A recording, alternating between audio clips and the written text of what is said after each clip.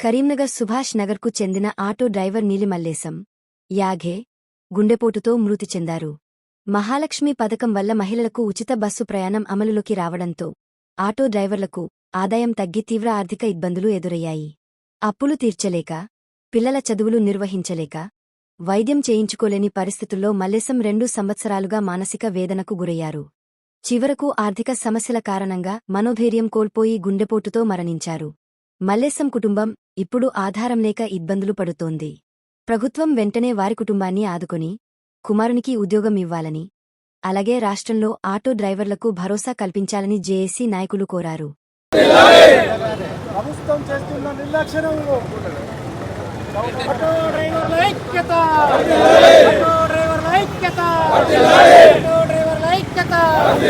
ప్రభుత్వ నిర్లక్ష్య వైఖరి, ప్రభుత్వ నిర్లక్ష్య వైఖరి, ప్రభుత్వ నిర్లక్ష్య వైఖరి, ప్రభుత్వ నిర్లక్ష్య వైఖరి, ప్రభుత్వ నిర్లక్ష్య వైఖరి, ప్రభుత్వ నిర్లక్ష్య వైఖరి, ఆటో డ్రైవర్ల పట్ల ప్రభుత్వ నిర్లక్ష్య వైఖరి, ఆటో డ్రైవర్ల పట్ల ప్రభుత్వ నిర్లక్ష్య వైఖరి, ఆటో డ్రైవర్ల పట్ల నిర్లక్ష్య వైఖరి, ఆటో కార్మికుల ఐక్యత, ఆటో కార్మికుల ఐక్యత.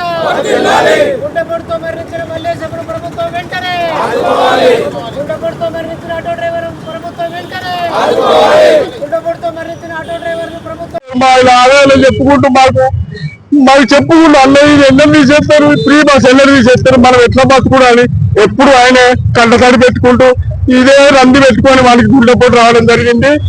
గుండెపోటుతో మరణించిన వాళ్ళ పిల్లలు చిన్నోళ్ళు, వాళ్ళు ఎట్లా బతుకుడు, వాళ్ళ పిల్లలు ఎట్లా బతుకుడు, అంతేంది అంత ఘోరం చేసిరు. ఈ ప్రభుత్వం వచ్చి మమ్మల్ని నాశనం చేసిరు. ఈ ప్రభుత్వం అయ్యా రేవంత్ రెడ్డి గారు, మీకు రవాణా మంత్రి గారు, మీకు దండం పెట్టి చెప్తున్నా, ఎట్లా చేసి మమ్మల్ని ఆటో డ్రైవర్లు ఆదుకునే ప్రయత్నం చేయరు. మేము ఎన్ని ధర్నాలు చేసినా, ఎన్ని ప్రయత్నాలు చేసినా మమ్మల్ని మా మాట ఎక్కడ అసెంబ్లీలో వస్తలేదు, ఎక్కడ రావట్లేదు. మా మాట అనేది ఆటో డ్రైవర్ అనేటువంటి అసలు ఎక్కడో పెట్టారు మీరు తీసుకుపోయి. ఇలా అయ్యా మాకు సహాయం చేయండి, మీకు ప్లీజ్ మా నీలిమల్లేశం గారికి సహాయం చేయాలి. వాడు ఆర్థికంగా ఘోరంగా ఉన్నాడు, వాళ్ళ పరిస్థితి మంచిగా లేదు, కొంచెం ఆదుకోండి అయ్యా. మీరు దయచేసి మమ్మల్ని మీ ఆటో డ్రైవర్లను కూడా కొంచెం మీరు దృష్టిలో పెట్టుకొని మళ్ళీ కొంచెం ఏదో ఒక దారిలో పడేటట్టు చేయండి మీరే. ఈరోజు కరీంనగర్ లో మా తోటి ఆటో డ్రైవర్ అయినటువంటి నీలిమల్లేశం గారు గుండెపోటుతో మరణించడం జరిగినది. ఈ గుండెపోటు గల కారణము గత ప్రభుత్వము మా నీలిమల్లేశం గారు 25 సంవత్సరాల నుంచి ఆటో నడిపించుకుంటూ కుటుంబాన్ని పోషించుకుంటూ ఎలాంటి బాధలు లేకుండా గత 18 సంవత్సరాల వాగా ఎలాంటి ఇబ్బంది లేకుండా బ్రతికినటువంటి రోజులలో పిల్లలను పోషించుకున్నాడు, బండి కిస్తులు కట్టుకున్నాడు. తన కుటుంబానికి ఎలాంటి ఇబ్బంది లేకుండా జరుగుతున్న రోజులలో రాష్ట్ర ప్రభుత్వం 2008లో ఏర్పడినటువంటి కాంగ్రెస్ ప్రభుత్వం తీసుకొచ్చిన మహాలక్ష్మి పథకంలో ఉచిత బస్సు వల్ల కిరాయిలు లేక ఇంటి నడవలేని పరిస్థితులు 2 సంవత్సరాల నుండి నరక యాతన అనుభవిస్తూ పిల్లల ఫీజులు కట్టుకుంటే బండి కిస్తుకు లేదు, బండి కిస్తు కట్టుకుంటే ఇంట్లో పోషణకు లేదు. ప్రతిరోజు అనుదినం మనోవేదనతో బాధపడుతూ ఎప్పుడు మన రోజులు మారుతాయి. ఈ 2 సంవత్సరాలు అవుతుంది, ఇక కూడా ప్రభుత్వం ఆటో డ్రైవర్ల పక్షాన ఏం మాట్లాడడం లేదు. ఉచిత బస్సు వల్ల గతంలో 3 ట్రిప్పులు ధర్మారం చెప్పడానికి 3 ట్రిప్పులు వేసుకునే వాళ్ళు, ఈ రోజు కనీసం 1 ట్రిప్ కూడా పోవడం లేదు. 1 ట్రిప్ వెళ్తే డీజిల్కి పోతే కూరగాయలకే సరిపోతున్నాయి. కానీ పిల్లల చదువులు కానీ బండి కిస్తీ కానీ ఆర్థికంగా దావకంగా తీర్చుకోలేని పరిస్థితుల్లో కూడా ఈరోజు ఆటో డ్రైవర్ల యొక్క జీవితాలు మారడం జరిగినది. రాష్ట్ర ప్రభుత్వం ఇప్పటికి కూడా అసలు ఏమాత్రం కూడా ఆటో డ్రైవర్ల పక్షాన మాట్లాడమే లేదు. 2.5 సంవత్సరాలు గడుస్తున్నది. ఉచిత బస్సు వచ్చి ఆటో డ్రైవర్ల స్థితిగతుల గురించి మాకు తెలుసు. వారికి తెలిసి మేము మహాలక్ష్మి పథకం వస్తే వీళ్ళకి ఇబ్బందులు జరుగుతుందని వాళ్ళకు సంవత్సరానికి 12,000 రూపాయలు ఇస్తామని చెప్పి పెట్టడం జరిగింది.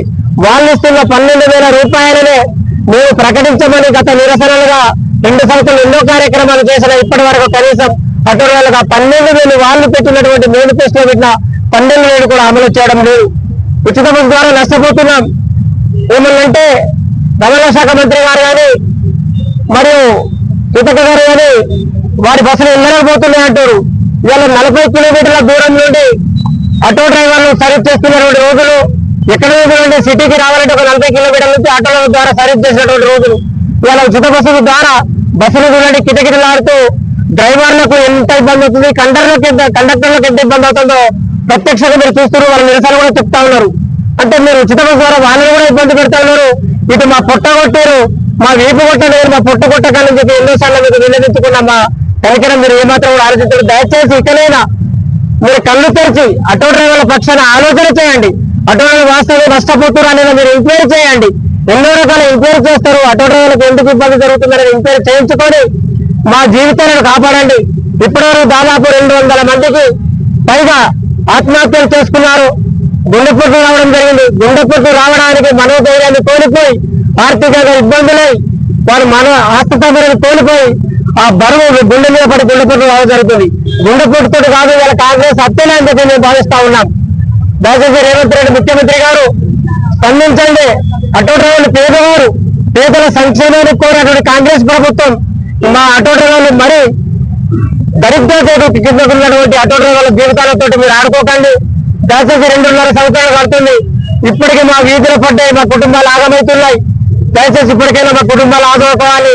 వెంటనే రాష్ట్ర ప్రభుత్వం స్పందించి మా మల్లేశం గారికి ఎక్స్పీరియన్స్ పడించి ప్రభుత్వ పరంగా ఆదుకోవాలని తెలియజేస్తూ వారి పిల్లలను ఒకరికి ఉద్యోగ అవకాశాలు కూడా కల్పించాలని మీకు ప్రభుత్వాన్ని రిక్వెస్ట్ చేస్తూ నా పేరు మధ్యల రాజేందర్, కరీంనగర్ ఉమ్మడి జిల్లా జేసీ ఇన్ఛార్జి చైర్మన్.